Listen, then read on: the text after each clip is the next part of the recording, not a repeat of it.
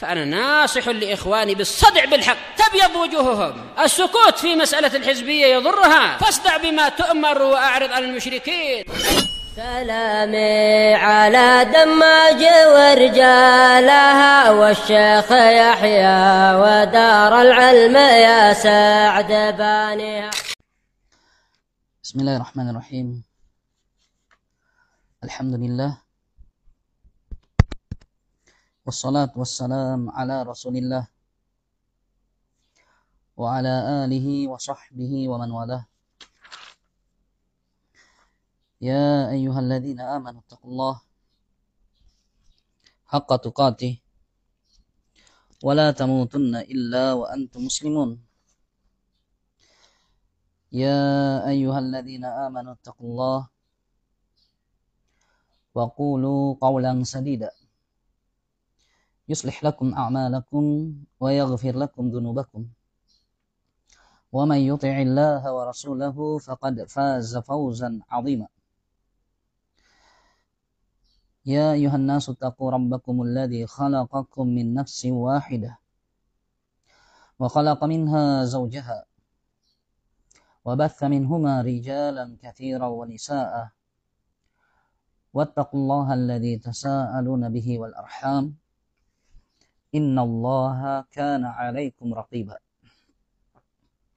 أما بعد فإن أصدق الحديث كتاب الله وخير الهدى هدى محمد صلى الله عليه وسلم وشر الأمور محدثاتها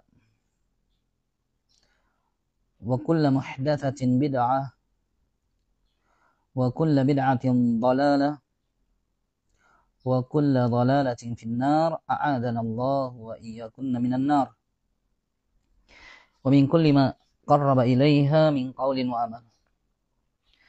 فإنsyaallah tabarak wa ta'ala, pada kesempatan kita kali ini kita akan lanjutkan bacaan kita dari kitab Adabiz Zafaf fi Sunnatil Mutahharah karya tulis Asy-Syaikh Al-Albani rahimahullahu ta'ala, yang mana barakallahu fikum ini adalah ada kitab yang membahas tentang adab-adab pernikahan yang dibutuhkan oleh siapa saja yang mulai masuk jenjang pernikahan, sebagaimana ini juga adalah satu pelajaran yang pantas untuk kembali diingat bagi yang sudah menikah atau yang ingin menikah lagi. Dan alhamdulillah kita telah mengambil pada pertemuan terakhir adab yang ke-18 dan juga yang ke-19 yang berkaitan dengan al-azl, yaitu melakukan hubungan suami istri kemudian tidak membiarkan spermanya tertumpah di dalam rahim pasangannya, melainkan dia tumpahkan di luar. Dan beliau juga menyebutkan pada adab yang ke-9 al-aula tarkul azli, bahwasannya yang lebih pantas adalah meninggalkan perbuatan itu. Nah, kemudian kata penulis pada adab yang ke-20, ma yanwiyani bin nikah, apakah yang diniatkan oleh pria dan wanita dengan pernikahannya. Dan ini barakallahu fikun adalah suatu perkara yang penting untuk diingat bagi yang ingin masuk pada jenjang pernikahan atau yang sudah menikah, agar hendaknya dia ingat kembali bahwa pernikahan adalah suatu ibadah yang tidak sebentar, dan bahwasanya pernikahan adalah suatu hal yang disyariatkan oleh Allah dan juga Rasul-Nya. Sehingga begitu kita menyadari bahwa itu adalah suatu ibadah, maka wajib untuk menghadirkan niat pada ibadah itu. Jangan hanya sekadar menginginkan enaknya saja. Dan jangan hanya sekedar menganggap bahwasanya pernikahan adalah sesuatu yang mendatangkan kesenangan. Tidak. Di sana ada bulan madu. Dan mereka hanya mengatakan dalam istilahnya syahru asal, bulan madu. Artinya madunya sedikit. Tidak dikatakan hayatul asal, hidup madu. Karena barakallahu fikum dalam pernikahan banyak pertanggungjawaban. Banyak hal-hal yang harus diperhatikan. Banyak hal-hal yang harus terus dibenahi dan diperbaiki. Oleh karena itu barakallahu fikum, seseorang yang akan menikah hendaknya memikirkan dan juga mempersiapkan diri dengan niat yang batang dan baik. Oleh karena itu beliau mengatakan, ma yanwiyani bin nikah, apakah yang pria dan wanita niatkan dengan pernikahannya. Kata penulis, wa yanbaghi lahuma ayyanwiya bi nikahihima ifafa nafsayhima. Dan sepatutnya bagi keduanya, laki-laki dan perempuan, agar keduanya meniatkan dengan pernikahan keduanya itu adalah untuk menjaga diri keduanya. Nah, karena Allah Azza wa Jalla memerintahkan setiap pria dan wanita untuk menjaga diri dan kehormatan. Dan cara terbaik dalam menjaga diri dan kehormatan adalah dengan menikah. Allah Azza wa Jalla berkata dalam Al-Quranul Karim, wa qul lil mu'minin yaghuddu min absarihim wa yahfadhu furujahum dzalika azka lahum. Katakan kepada kaum mukminin laki-laki agar hendaklah mereka menundukkan pandangan mereka dan menjaga kemaluan mereka. Itulah yang suci untuk mereka. Wallahu khabirum bima yasnaun. Innallaha khabirum bima yasnaun. Sesungguhnya Allah Maha mengetahui apa yang mereka perbuat. Wa qul lil mu'minati yaghuddna min absarihinna wa yahfazna furujahunna. Dan katakanlah kepada wanita-wanita yang beriman agar hendaknya mereka menundukkan pandangan-pandangan mereka dan menjaga kemaluan-kemaluan mereka. Ini adalah perintah dari Allah Subhanahu wa ta'ala yang harus dimengerti dan diterapkan begitu akan melakukan pernikahan. Ifafu nafs, menjaga, memelihara diri, kehormatan.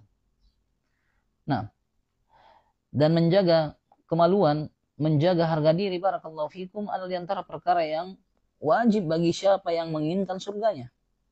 Walladzina hum li furujihim hafizun illa ala azwajihim aw ma malakat aymanuhum fa innahum ghairu malumin faman ibtagha wara'a dzalika fa ulaika humul adun. Dan orang-orang yang menjaga kemaluan-kemaluan mereka kecuali kepada pasangan-pasangan mereka ataukah budak wanita yang mereka miliki, maka mereka tidak akan tercela dalam hal itu. Dan siapa yang mencari-cari pemuas nafsu selain daripada dua yang disebutkan, pasangan dan juga wanita, budak wanita yang dimiliki, faulaika humul adun, maka mereka itu adalah orang-orang yang melampaui batas. Lalu Allah lanjutkan ayat-ayatnya dan mengatakan, ulaika humul warithun, orang yang tadi menjaga harga diri, kehormatannya, kemaluannya, kecuali kepada pasangan dan juga budak wanita yang dimilikinya, mereka itulah para pewaris, alladzina yarithunal firdausahum fiha khalidun, yaitu orang-orang yang mewarisi surga firdaus, mereka kekal di dalamnya selama-lamanya. Dan dengan menjaga kemaluan, ikhwati fillah, jaminan dari Nabi alaihi salatu wassalam berupa surga akan didapat.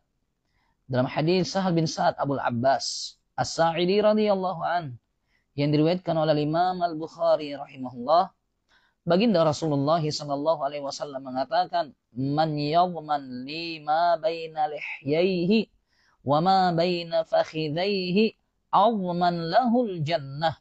Siapa kiranya yang mau memberikan jaminan untuk saya agar dia menjaga apa yang ada di antara kedua janggutnya, yang dimaksud adalah lidahnya, wa ma baina fakhidaihi, dan dia menjaga apa yang ada di antara kedua pahanya, yaitu kemaluannya, awman lahul jannah, maka niscaya aku akan jamin untuknya berupa surga.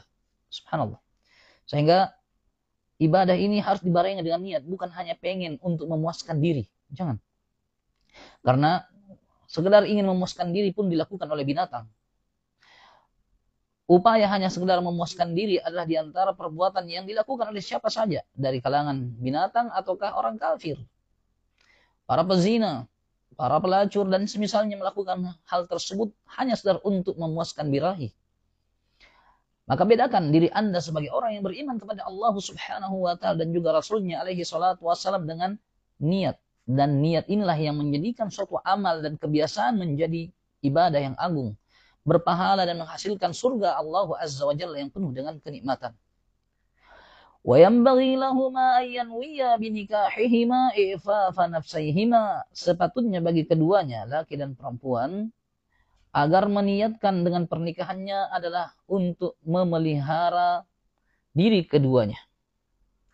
Wa ihsanihima minal wuqu'i fima harramallahu alaihima.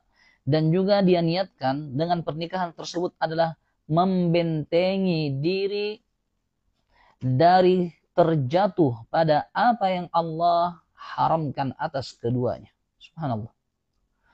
Nah, sehingga barakallahu fikum, ini juga adalah hal yang hendaknya diperhatikan.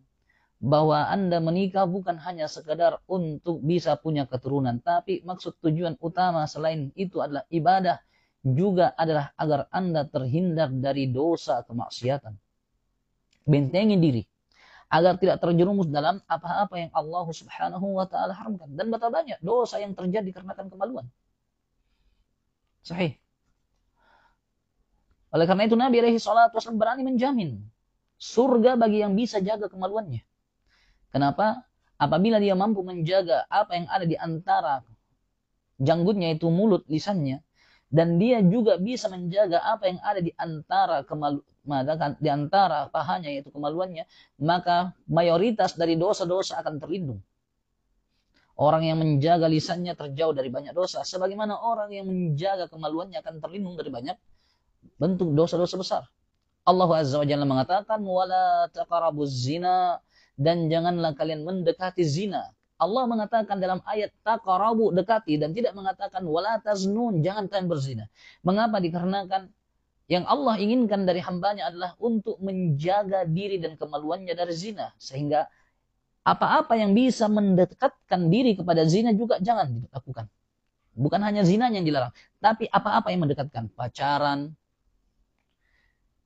chattingan dengan yang bukan mahram, atau senyum-senyum, kirim-kirim salam dengan yang bukan mahram, berbagi cerita, atau barakallahu fikum, melihat yang bukan mahramnya, memuaskan pandangannya dengan melihat apa-apa yang Allah tabaraka wa ta'ala haramkan, baik secara langsung dengan matanya ataukah dengan media, layar sentuh.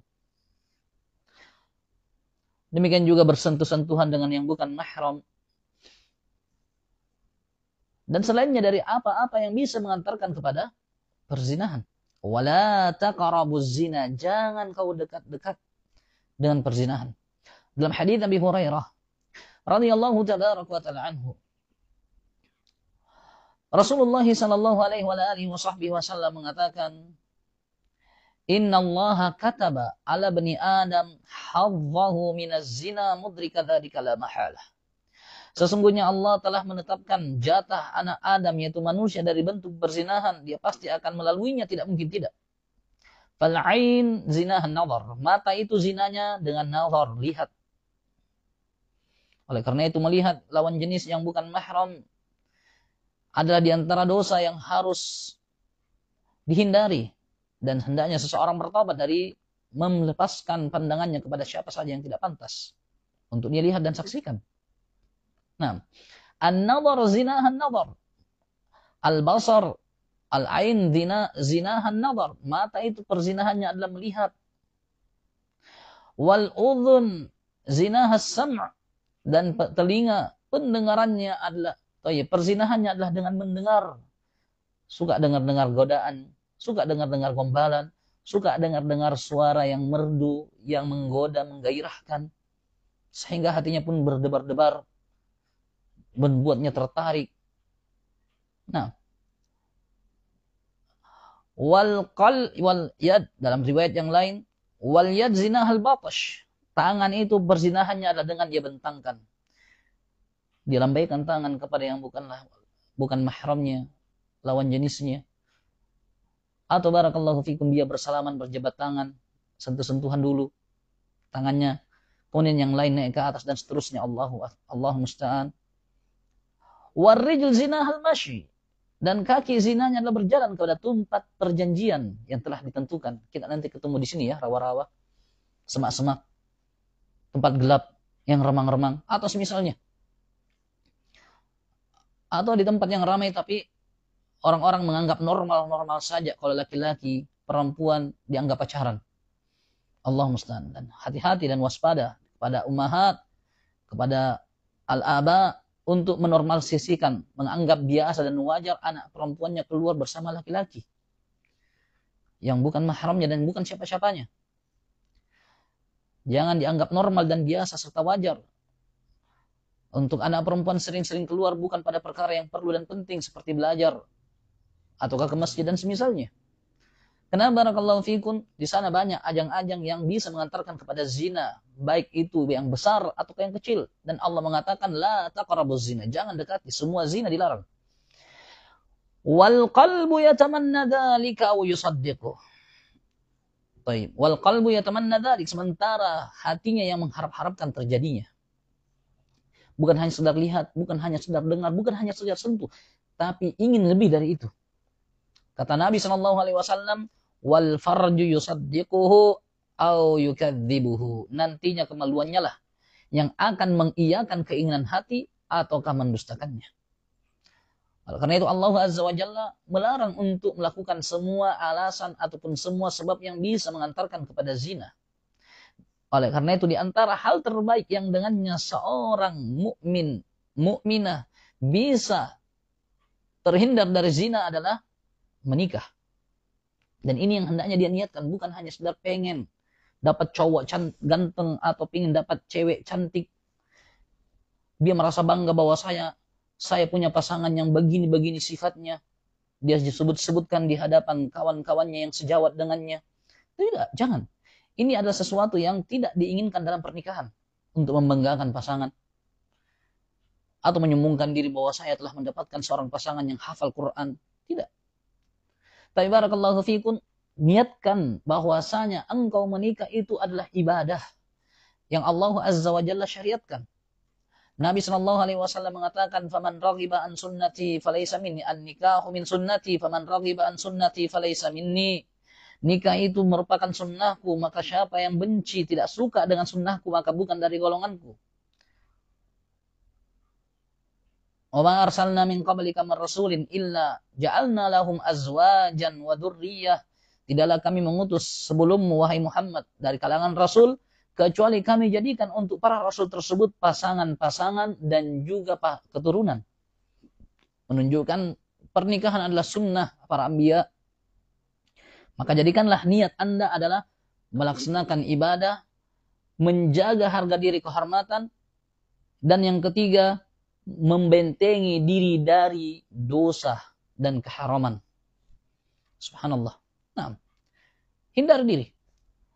Apabila memang Anda tidak bisa menahan nafsu dan birahi, maka segera akan menikah. Dan tidak masalah bagi seorang pria memberitahukan kepada ayah ibunya agar dia dibantu dalam urusan ini, sebagaimana seorang wanita memberitahukan kepada ayah ibunya agar dia pun disegerakan. Karena subhanallah di masa kita terlalu banyak sarana yang bisa mengantarkan kepada kerusakan. Dan tidak masalah bagi seorang ayah dari wali wanita untuk menawarkan putrinya kepada pria yang layak beragama yang baik. Idza ataakum man tardawna dinahu wa khuluquhu fazawwijuh. Fa illam taf'alu takun fitnatun fil ardi wa fasadun kabir. Apabila telah datang kepada kalian sosok pria yang melamar, bagus agama dan akhlaknya, nikahkanlah dia. Jangan tunggu nanti orang yang ada kerjanya baru mau dikasih menikah. Tidak. Nabi tidak menyarankan hal itu. Kenapa? Pekerjaan itu sementara, bisa saja setelah dia menikah pekerjaan itu hilang dan ludes. Jangan tunggu dia kaya yang datang melamar, karena kekayaan itu juga seperti itu.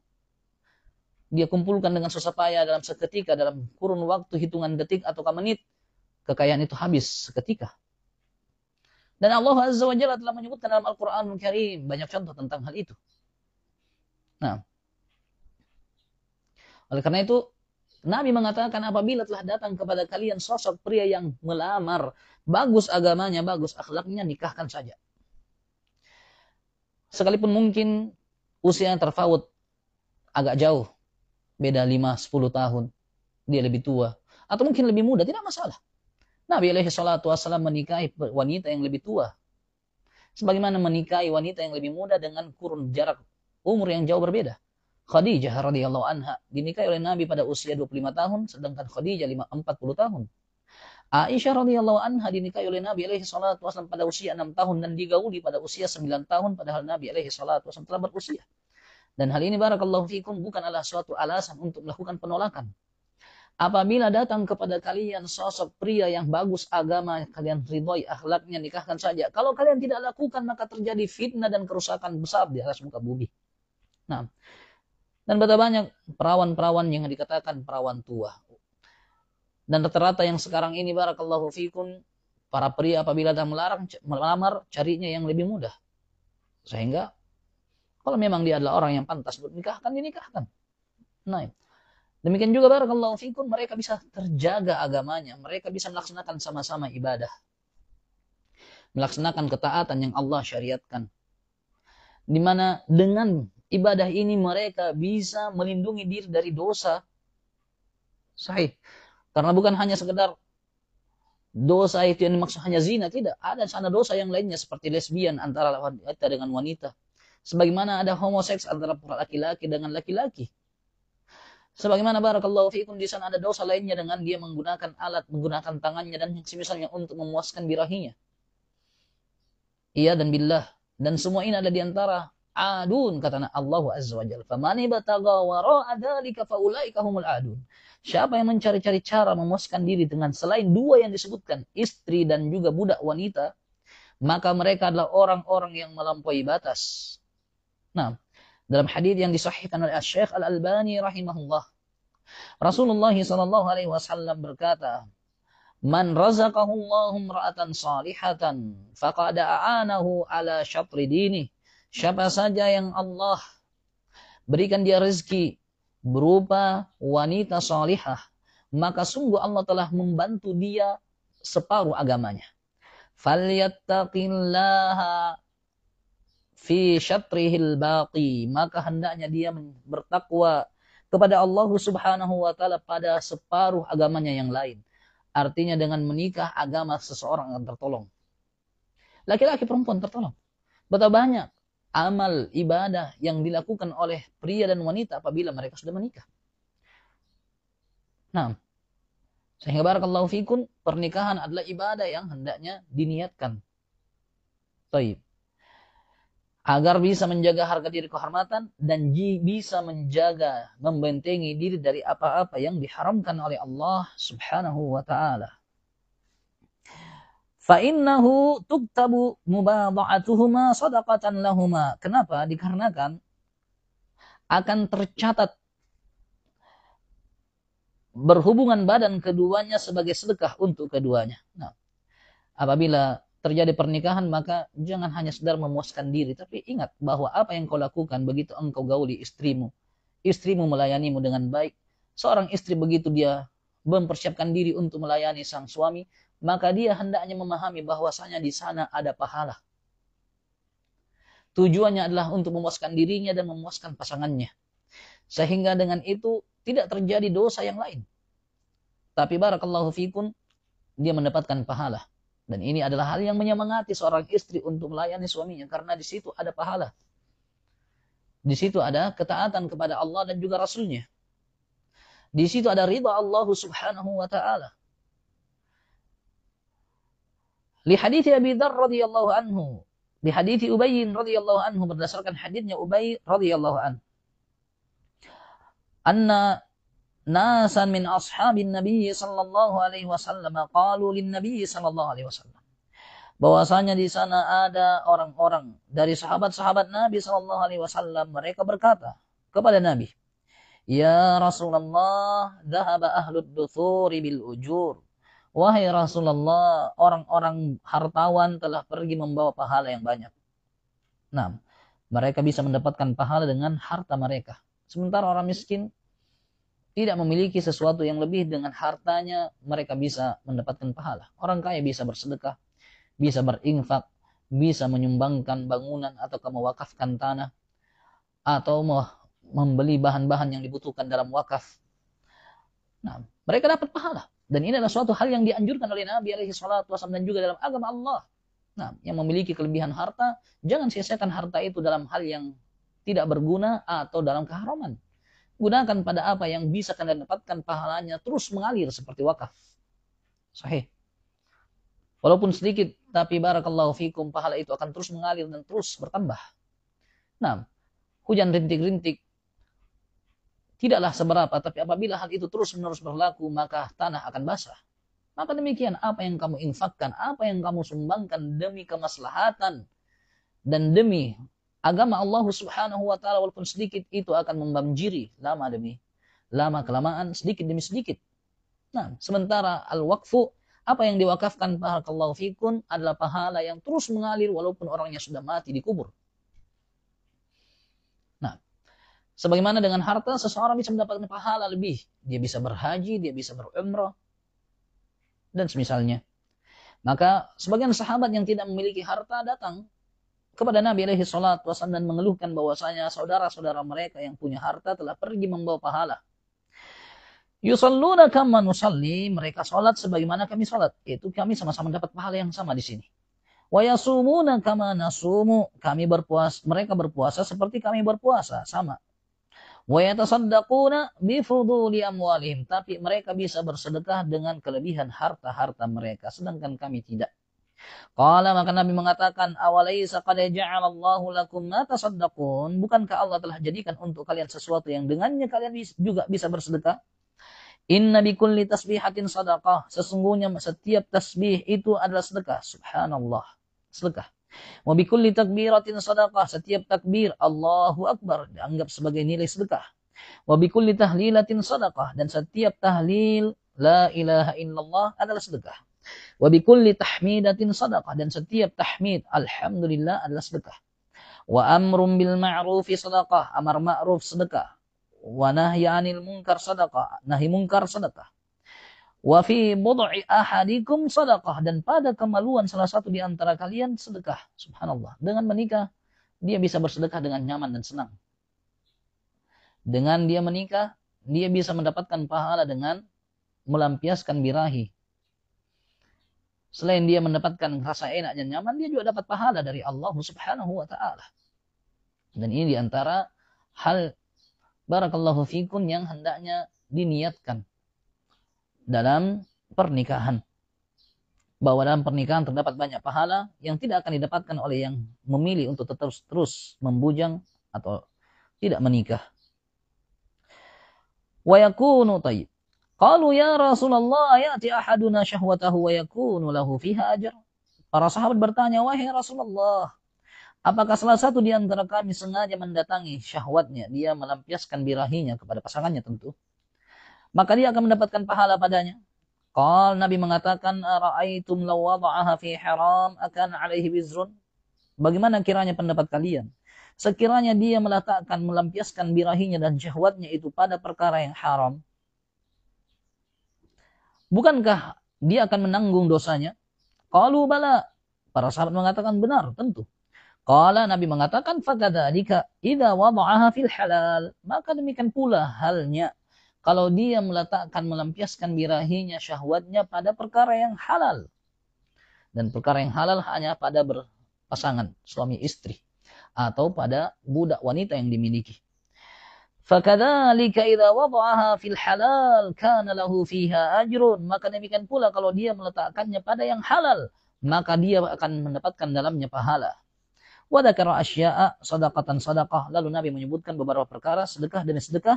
Tsumma qala, lalu Nabi katakan, wa yujzi'u min hadza kullihi raq'atad duha, dan mencukupkan dari semua itu dengan 2 rakaat. Nah, dan coba barakallahu fikum yang belum dimudahkan pernikahan dalam keadaan dia sudah sangat ambisi untuk menikah, Allah Azza wa Jalla belum meringankan untuknya, belum datang kesempatan untuk dia menikah, Bagi laki-laki dia belum sempat atau belum mampu karena kan pembiayaan yang besar atau tuntutan-tuntutan yang banyak.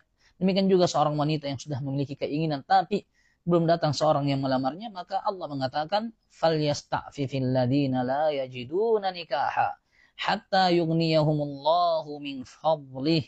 Hendaknya dia berusaha menjaga harga diri kehormatannya bagi yang belum mendapatkan pernikahan sampai Allah memberikan kecukupan. Nah, ya ma'syaras syabab man istata'a minkumul ba'ata falyatazawwaj. Wahai segenap para pemuda, siapa di antara kalian yang sudah mampu untuk menikah, dia punya kemampuan dari fisik dan juga dia punya finansial, karena pernikahan tidaklah dengan gratis, tapi dibutuhkan pembiayaan. Ada tuntutan-tuntutan di balik itu semua. Falyatazawwaj. Kalau dia sudah punya kemampuan itu, maka nikahlah. Faman lam yastati. Baik, sebelumnya kata Nabi SAW, فَإِنَّهُ أَغَضُّ لِلْبَصَرِ وَأَحْسَنُ لِلْفَرَجِ. Karena hal ini lebih mampu untuk menundukkan pandangan dan lebih mampu untuk menjaga kemaluan. Yang wajib kita jaga, diperintahkan oleh Allah dalam surah An-Nur yang kita baca di awal pelajaran ini. Nah, فَمَنْ لَمْ يَسْتَطِعْ. Tapi kalau siapa dia tidak mampu, belum ada yang melamar, atau ada yang melamar tapi dia belum memiliki kemampuan finansial dikarenakan ada tuntutan-tuntutan di balik pernikahannya, fa'alaihi bis-shaum, maka hendaknya dia berpuasa. Fa'innahu lahu wija, karena dengan berpuasa itu bisa mematahkan syahwatnya yang menggejolak. Nah, ini adalah solusi dari Nabi sallallahu alaihi wa ala alihi wasallam. Syahid barakallahu fikum, di sini adalah adab yang ke-20 yang disebutkan oleh penulis tentang niat, bahwasanya seseorang yang menikah hendaknya dia niatkan dalam pernikahannya itu bukan hanya sekedar untuk menyelesaikan dan memuaskan syahwat nafsunya, tapi itu adalah ibadah yang hendaknya dia harapkan di dalamnya pahala, agar dia bisa menjaga kehormatan, kemaluan, bisa membentengi diri dari hal-hal yang haram, dilarang, sebagaimana hendaknya dia niatkan bahwasanya dengan pernikahannya dia bisa mendapatkan keturunan-keturunan yang saleh. Bukan hanya sekedar punya anak, karena semua orang bisa punya anak. Tapi dia dengan pernikahannya mengharapkan keturunan yang saleh, yang membanggakan Islam dan kaum muslimin. Inilah Nabi Sulaiman alaihi salatu wassalam. Dia mengatakan, la tufanna al-laila ala tis'atan wa tis'ina imra'ah kulluhunna yalidna rajulan yujahidu fi sabilillah. Malam ini aku akan menggauli 99 wanita. Dia seorang raja dan dia punya banyak pasangan dari permaisuri, demikian juga wanita-wanita lainnya yang dimilikinya. Maka Nabi Sulaiman mengatakan, saya akan menggauli 99 wanita malam ini. Niatnya, masing-masing dari wanita tersebut melahirkan anak yang nantinya berjuang di jalan Allah subhanahu wa ta'ala. Nah, Nabi Shallallahu Alaihi Wasallam mengatakan, tazawwajul waludal wadud, fa inni mukatsirun bikumul umama yaumal qiyamah. Nikahilah oleh kalian wanita-wanita yang penyubur, wanita-wanita yang penyayang. Mengapa? Fa inni mukatsirun bikumul umama yaumal qiyamah, karena sesungguhnya saya akan berbangga-bangga dengan banyaknya jumlah kalian, yaitu jumlah kaum muslimin yang bagus keislamannya tentunya. Adapun muslim yang tidak bagus keislamannya atau hanya Islam KTP, maka apa yang dibanggakan darinya? Lihat, menjadikan niat dalam pernikahan adalah keturunan yang dibanggakan oleh Nabi Shallallahu Alaihi Wasallam, keturunan yang saleh. Nah, fa inni mukatsirun bikumul umama yaumal qiyamah, karena sesungguhnya aku akan berbangga-bangga dengan keturunan, dengan banyaknya jumlah kalian di hadapan umat-umat lain di hari kiamat. Ini barakallahu fikum yang hendaknya diperhatikan bagi siapa saja yang ingin melakukan pernikahan, atau barakallahu fikum dalam pernikahannya untuk terus memperbaiki dan meluruskan apa yang ada dalam hati mereka berupa niat. Qala rahimahullah, ma yuf'alu sahibata binaihi. Adab yang ke-21. Apakah yang dilakukan oleh orang yang menikah di pagi hari setelah dia menggauli pasangannya? Wa yustahabbu lahu sabihatu binaihi bi ahlihi ayati aqaribahu alladhina atauhu fi darihi. Dianjurkan baginya di pagi hari setelah dia menggauli istrinya untuk mendatangi kerabat-kerabatnya. Itu jangan hanya mengurung diri di dalam kamar. Nah, karena insya Allah tidak habis di istrinya.